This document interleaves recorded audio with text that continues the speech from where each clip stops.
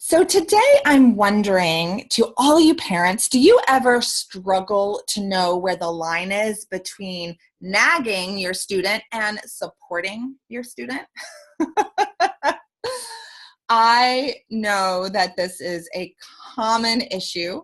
I know it's a common issue just for me and my relationship with my partner.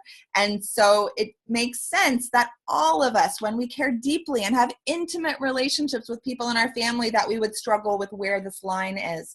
And with teenagers, it's especially important to be able to learn how to back off a little bit and let them try things on their own, let them make mistakes, but be present in case they need support, right? You're kind of like a life jacket that's tucked under the seat, always there, but often we're not thinking about them when we're riding in the airplane.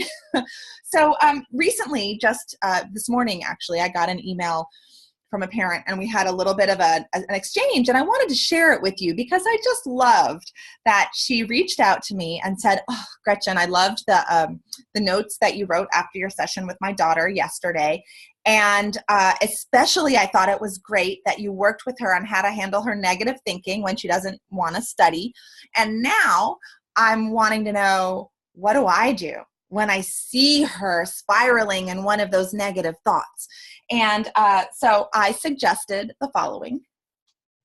Here is a picture of the mom. Here is the frustrated student. And I suggested that the mom simply ask a question. Did Gretchen give you any tools to think about? What's that last word? Oh, any tools to think about that.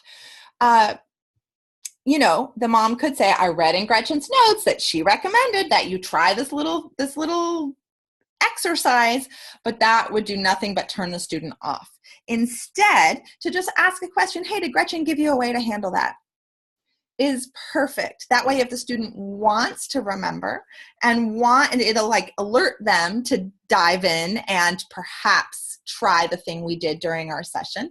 But if they don't want to, they don't have to, and they're not being forced by an adult to do anything. So I gave that to her as a suggestion, and I complimented her saying, oh, thank you so much for this question. I'm so glad that you're trying to figure out where that line is. And then she wrote back another sentence that I really loved. And she said, we have tried so hard to be supportive and responsive without micromanaging. Oh, it's such a trick. But you know what, parents? I think there's so much healing for you as individuals the more you can try to do this exact thing that the mom said. Be supportive and responsive, but also not try to micromanage every little choice that your student makes. Oh, I know parenting is so hard. I say that every time we do a parenting video. I also think I forgot to introduce myself at the beginning of the video, so I want to say that I am Gretchen Wegner and the creator of the anti-boring approach to powerful studying. And if you want to give your kiddos, your teens, some tools for how to deal with school, but you don't want to micromanage them, you might like to gift them my course, The Anti-Boring Approach to Powerful Studying. They'll have lifelong access to it for all the time that they're a student. And they will find everything they need to in there to manage their time and study well so that they can rock school. Let me know if you have any questions. Parents, Gretchen at GretchenWegner.com, and I'll see you in the next video.